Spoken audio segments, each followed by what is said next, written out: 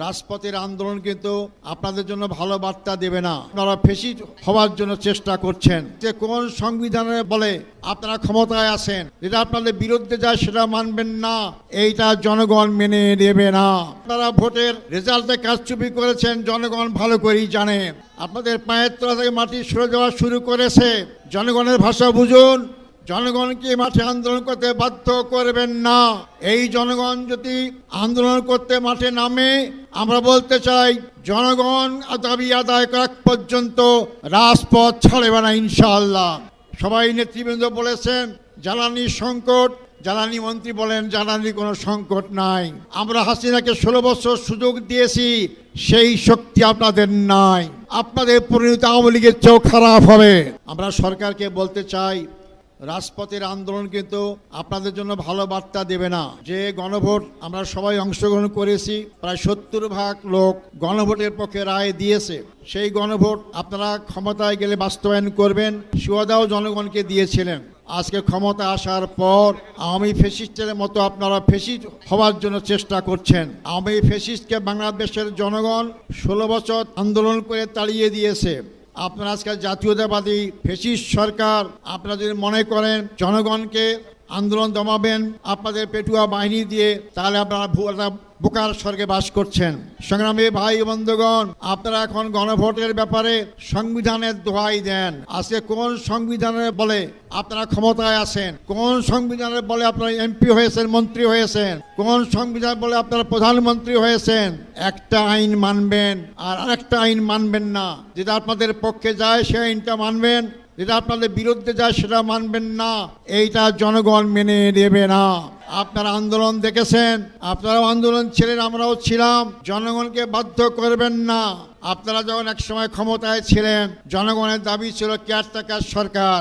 আপনারা নানান কথা বলেছিলেন, আমি সেই দিকে যাইতে চাই না।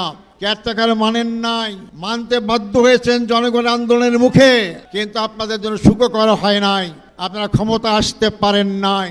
আজকে আপনারা ক্ষমতায় কিভাবে এসেছেন বাংলাদেশের জনগণ জানে।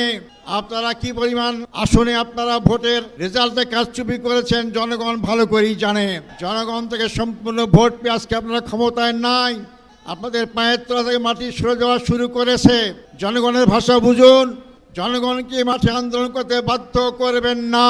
এই জনগণ যদি আন্দোলন করতে মাঠে নামে, আমরা বলতে চাই জনগণ দাবি আদায় করা পর্যন্ত রাজপথ ছাড়বে না ইনশাআল্লাহ।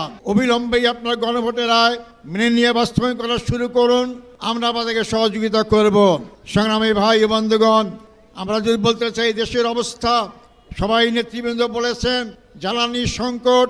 আমরা যখন সংসদে কথা বলি জ্বালানির ব্যাপারে, জ্বালানি মন্ত্রী বলেন জ্বালানির কোনো সংকট নাই। তো জ্বালানির সংকট যদি না থাকে, স্কুলের কর্মঘণ্টা কমাইলেন কেন? সরকারি কর্মঘণ্টা কমাইলেন কেন? তাহলে আজকে শত শত হাজার হাজার লোক লাইন ধরে তেল নেওয়ার জন্য চেষ্টা করে কেন?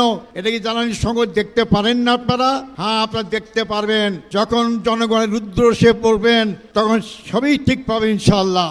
সংগ্রামী ভাই বন্ধুগণ, আপনারা আজকে ক্ষমতা 2 মাস হতেই আবার চাঁদাবাজি শুরু করেছেন। চাঁদাবাজিতে এই দেশের জনগণ অতিষ্ঠ হয়ে গিয়েছে। আপনারা নিজেরাই সরকারি দল থেকে মব সৃষ্টি করছেন, আপনার প্রকারান্তর জনগণ উস্কিয়ে দিচ্ছেন মব সৃষ্টি করে আপনাদের ঘেরাও করার জন্য। এই কালচার বন্ধ করুন। এই কালচার বন্ধ না করলে জনগণও কিন্তু সেই কালচার অভ্যস্ত হলে দেশে কোনো শান্তি আসবে না, আপনারাও শান্তি থাকতে পারবেন না। সংগ্রামী ভাই বন্ধুগণ, আমরা মিছিল করবেন ইনশাআল্লাহ, শান্তিপূর্ণ মিছিল। আমাদের এই মিছিল যেখানে যাওয়ার কথা সেখানেই যাবে, আপনারা সুশৃঙ্খল যাবেন। আমরা বলতে চাই এই গণমিছিল যে আজকে শেষ হয়, যদি ভালো ভালোই সরকার মেনে নেন, সংসদ চলবে আগামীকাল থেকে, সেখানে যদি ঘোষণা দেন যে আমরা গণরায় বাস্তবায়ন করার জন্য সংবিধান সংস্কার করব, তার জন্য পদক্ষেপ গ্রহণ করবেন। আমরা সংসদে যারাই আছে আপনাকে সহযোগিতা করব। আর যদি না করেন, আগামী দিনে আন্দোলনের জন্য মোকাবেলা প্রস্তুত হন। আমরা হাসিনাকে 16 বছর সুযোগ দিয়েছি, সেই শক্তি আপনাদের নাই। সংখ্যাগরিষ্ঠতায় মানুষকে ক্ষমতায় রাখে না। আপনাদের সে আরো বেশি আসন পেয়েছিল আওয়ামী লীগ, ভুয়া নির্বাচন করে, রাতে নির্বাচন করে।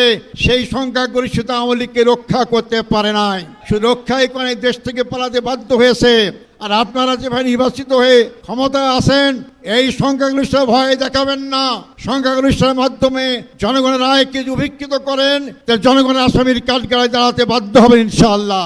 আপনারা জামাত ইসলামী সম্পর্কে জানেন, আমরা 16 বছরে জামাতের আমির থেকে আরম্ভ করে 11 জন নেতাকে হারিয়েছি। আমরা নিশ্চিহ্ন হইনি।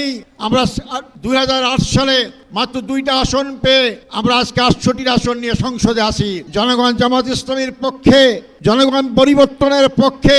যদি আপনি এই পরিবর্তনটা ভাষা না বোঝেন, সামনের যে আন্দোলন হবে আপনাদের পরিণতি আওয়ামী লীগের চেয়েও খারাপ হবে। সংগ্রামী ভাই বন্ধুগণ, আসুন জনগণকে সজাগ করুন, আপনার জনগণকে একত্রিত করুন। যদি সরকার ভালো ভালো দাবি মানে না নেয়, আপনারা 11 দলের ঐক্যের যে ডাক যখন যেভাবে আসবে, আমরা শান্তিপূর্ণভাবে সরকারকে সে দাবি আদায় করতে বাধ্য করবো ইনশাআল্লাহ।